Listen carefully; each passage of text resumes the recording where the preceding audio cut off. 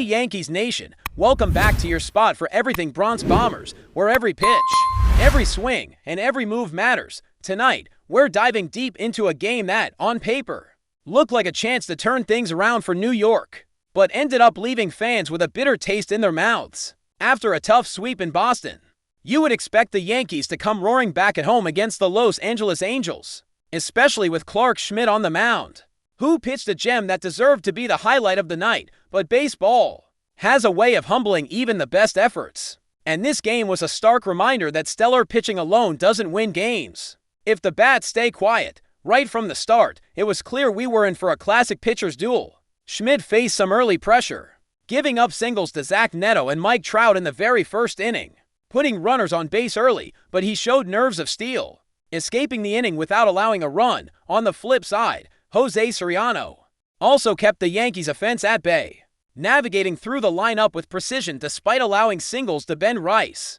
and Aaron Judge in the second.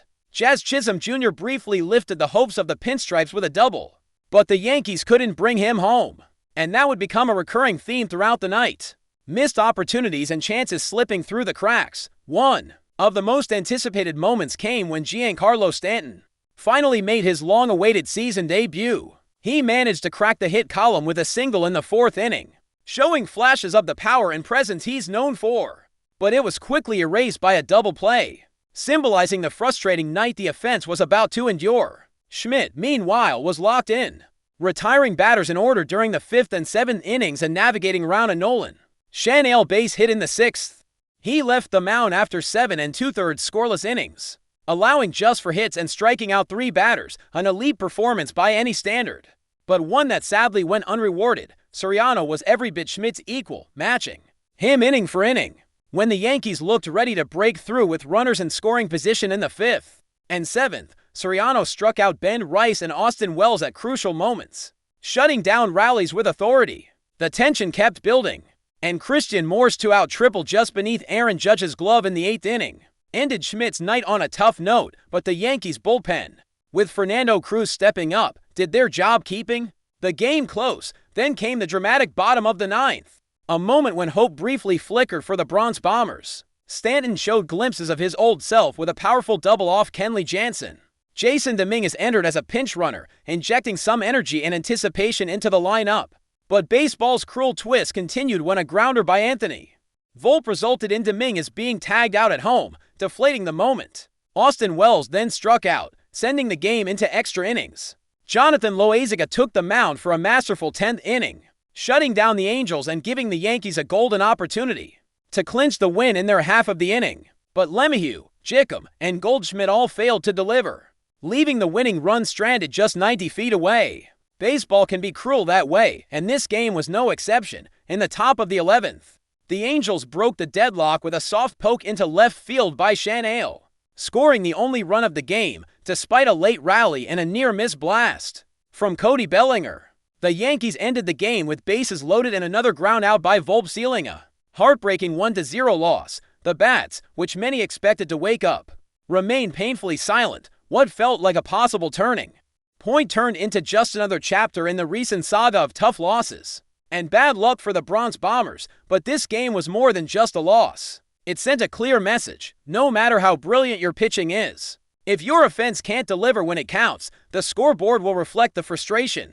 This match wasn't just about numbers or stats. It was about resilience, missed chances, and a reminder of how thin the margin between victory and defeat can be in baseball. Schmidt's performance was a statement. It proved that there is talent and potential on the mound, but the rest of the team needs to rise to the occasion. If the Yankees want to push forward and reclaim their dominance, the offense's inability to convert opportunities into runs will need to be addressed. If the season is to turn around as the Bronx Bombers move forward, this game will linger in the minds of players and fans alike. It is a lesson in perseverance and the reality that even the best outings can sometimes end in disappointment if the team does not click as a whole.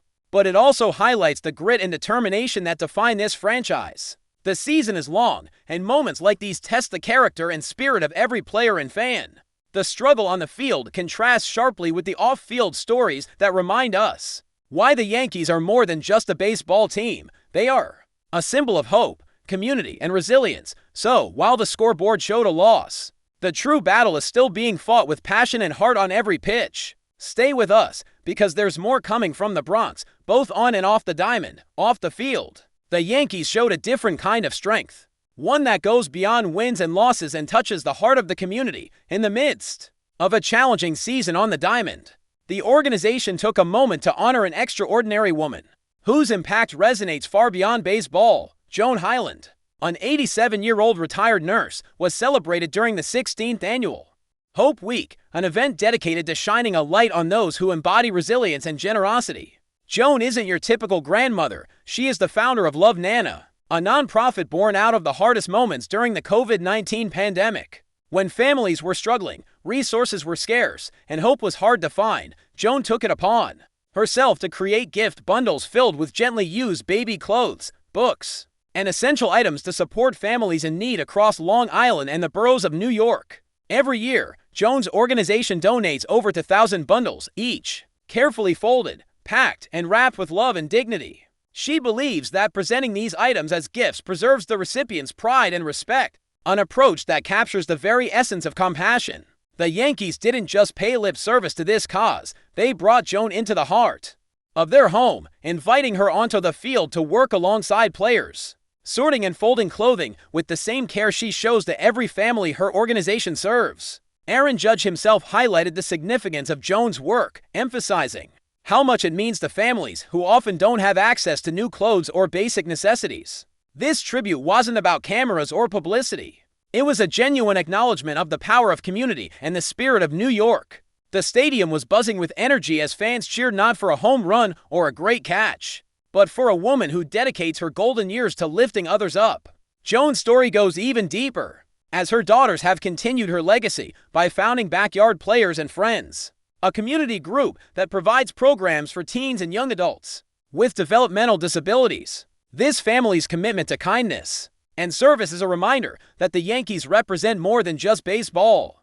They are a beacon of hope, leadership, and social impact. As the Yankees face tough battles on the field, stories like Joan's keep the team grounded and connected to something bigger than sports. It's a powerful message that being part of the Yankees isn't only about the scoreboard. It's about making a difference, inspiring others, and standing together through adversity. This dual reality of struggle and hope perfectly encapsulates the journey of the Bronx Bombers this season. Turning back to the roster, another significant move has just been made, signaling how the Yankees are managing their lineup amid injury recoveries and performance challenges. Just hours before the game against the Angels, the team designated utility player Pablo Reyes for assignment to make room for Giancarlo Stanton's return from the 60-day injured list. Reyes, at 31 years old, came into the season as a versatile option off the bench, able to cover multiple positions, both infield and outfield, and even seeing some time pitching and mop-up relief. Despite his utility, Reyes struggled offensively this season, posting a batting average well below what the team needs to stay competitive, and mostly serving as a late-game defensive replacement. But before we continue, please remember to join our channel and give this video a like. Your support allows us to keep bringing you the latest news about the New York Yankees. Feel free to share your thoughts on the news in the comments.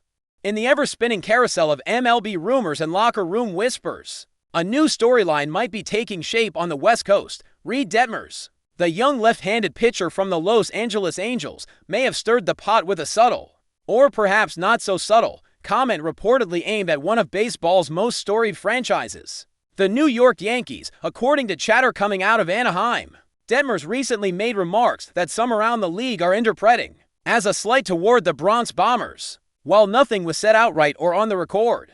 Sources close to the Angels clubhouse suggest that Detmers expressed frustration with certain teams who think history wins games, and allegedly questioned the arrogance some organizations carry despite underperforming in recent years. Naturally, fans and insiders alike have connected the dots and zeroed in on the Yankees. The timing of this rumored comment is particularly intriguing. Detmers has had a breakout season, showing flashes of brilliance on the mound with improved control and an uptick in velocity, with the Angels again hovering around mediocrity. Such a statement adds a bit of fire to an otherwise lukewarm campaign.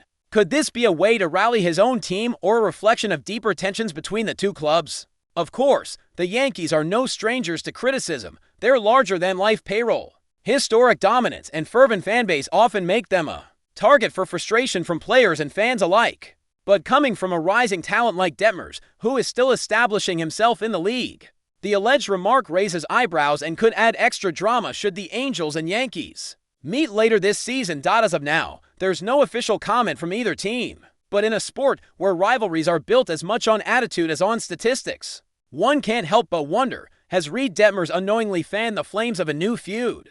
Or is this just another case of words taken out of context in baseball's endless rumor mill? Either way, fans and pundits will be watching closely, because in MLB, even a whisper can echo loudly. That's it for this update.